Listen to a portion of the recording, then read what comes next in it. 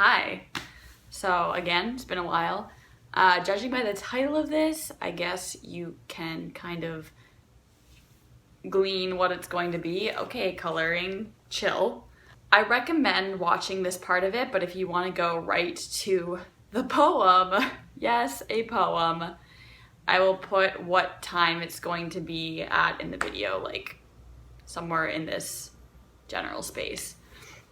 But like I said, I recommend watching this if you don't feel like being fueled by hate and sending me a nasty message. So I literally haven't written a poem since, like a serious one, since I swear to God, like grade 6.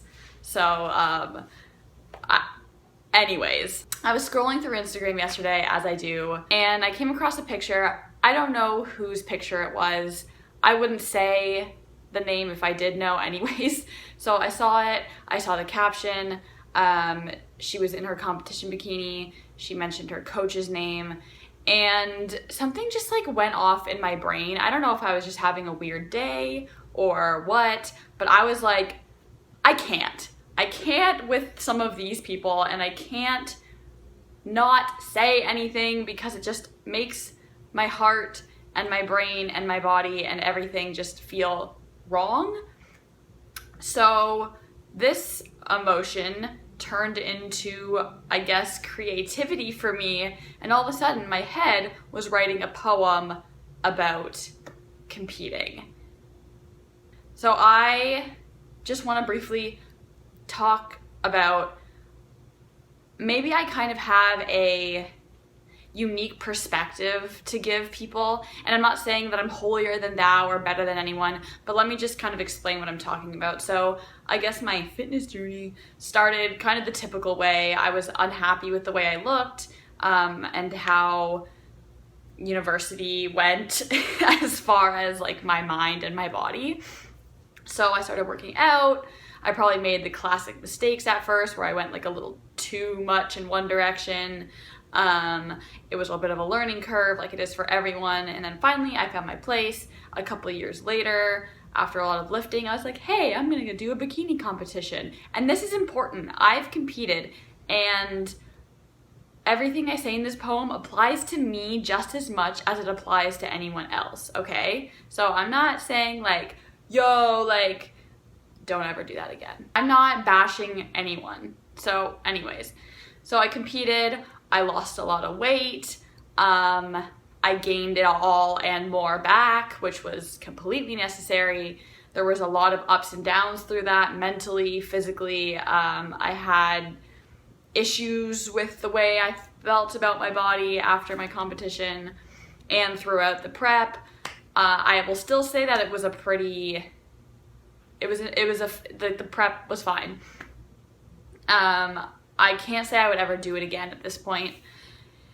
And then between the competition and now, somewhere between there, I went back to school, and I got to spend 4 months, and you all know this, I think, on an inpatient eating disorder unit for children, where honestly it changed my life. It changed the way I think about things, it changed my beliefs, my values, it changed basically everything that fueled my passion for fitness and this lifestyle.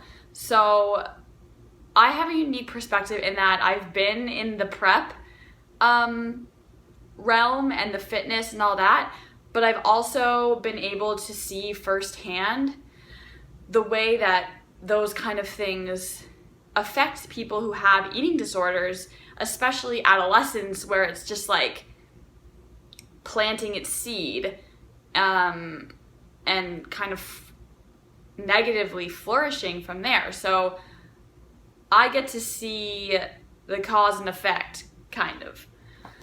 And from that, I have this dissonance in my brain constantly. Like, am I putting out there something that is going to make it harder for people in recovery to recover? It drives me insane, and that's, I think, sometimes why I don't post as much on Instagram anymore, because I'm like, if I post this, someone's gonna see it and be like, why don't I look like that? Or like, why aren't I eating like that? And that's why I don't talk about my eating habits or my workout habits anymore. It's just, it it's really hard for me. It's like a cognitive dissonance constantly, and it manifests itself in being just more distant from all of that. And I guess it also manifests itself in poetry. I hate having to preface things or put disclaimers on things, but this I'm going to do because you'll see. I know this is gonna upset some people. I know this is gonna rub people the wrong way. It's gonna rub you like a massage from someone with hands made out of sandpaper. It is going to rub you like the back of Bowser's shell scrubbed all over your body. Basically, I just think this is going to make some people angry, upset, or a combination of both. And I want to just say that I am not singling out anyone. I am talking about myself, like I said, as much as anyone else. And as much as I'm not talking about anyone specifically, I'm not talking about everybody.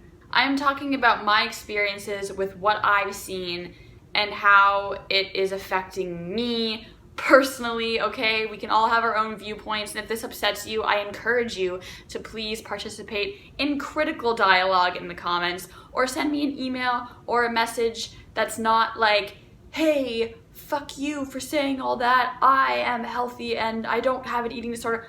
I know. So please be respectful to one another. Please be respectful to me. And yeah, I just, if you have something to say, please say it. Like, don't hold back. But at the same time, make sure it's thought about first and then say it, because just calling me an asshole doesn't really encourage critical and mature conversation. So we're just gonna get right into this. This poem doesn't have a title, and I've talked through it, I've practiced it a couple times, and honestly, the first time I read through it out loud, I cried a little bit, and I don't cry like ever unless I'm very upset or very passionate about something. And I guess I'm passionate about this. I'm probably gonna look down at the paper because I'm a little weenie and I get scared of forgetting things. So here we go.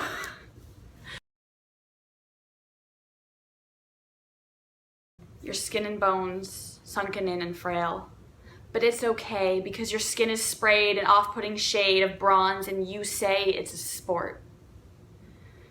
You've worked so hard and put in the time to shed those pounds, but did you shed more tears or pounds as you reveal to the judges? No, reveal to myself, you whisper. It's for you to hand over your body to a panel of strangers who write down numbers that represent your physical being after the time you spent telling yourself, or your coach telling you, tighter here, bring it in there, you'll be eating a bit less this week, you'll be expending more calories at the gym this week. Are you feeling weak? 6 a.m., your alarm goes off. Snooze, you're tired. 5 more minutes. 1 hour later, you're running to your car, but you don't get very far before you realize, I forgot my gym bag. Ugh, diet brain, you say. But you're starving for more than food. As you realize your mood changes hour to hour, your attention span is no greater than, wait, what was I saying? Oh well. But this is all okay. It's show day, it's today. You've brought your best package. The wrapping paper is your makeup. The bow is your hair. But when you open the package, is it empty inside? It's all so glamorous. You put on your bikini and everything you've done to this body, your body, is justified on this day because it's temporary and you are an athlete. The carefully calculated equation created to bring your body to a physically and mentally unsustainable state. But wait, your purposeful and monitored eating disorder is what some tortured minds pray to leave them alone. They wouldn't for 1 second wish this pain that you have glamorized on another living soul. You can't remember and your mood is unstable because you were unable to provide your brain with the fuel it needed, and this impeded your ability to perceive the reality of what's going on. I'll never forget that day working at the hospital, and the face of the 11-year-old girl, emaciated, who dropped to her knees on the hospital floor and grabbed my leg, crying, screaming, begging, "No more, please make it stop." And while she would trade her soul for another's, not tortured by this incessant voice, "You're not good enough. No one will like you at this weight," she has no choice. But you do, and you choose actively, intentionally, purposefully to starve your body of nutrition, to starve your brain of proper function, to starve your social life of saying yes, to starve your relationships of nurturing and mutual respect. I know you'll deny this until the end. That's fine. Just hear me. Because of her demons from the world, that little girl hides away while you strut her waking nightmare on stage. You say it's okay. This is a sport. The judges will record and announce the winners. Keep it tight, you say to yourself. But they have no regard for your mental health. Your abs are tight, but your mind is unwinding. And when the glam fades away and you hold a cold metal trophy to add to your package, you can decide, was it worth it?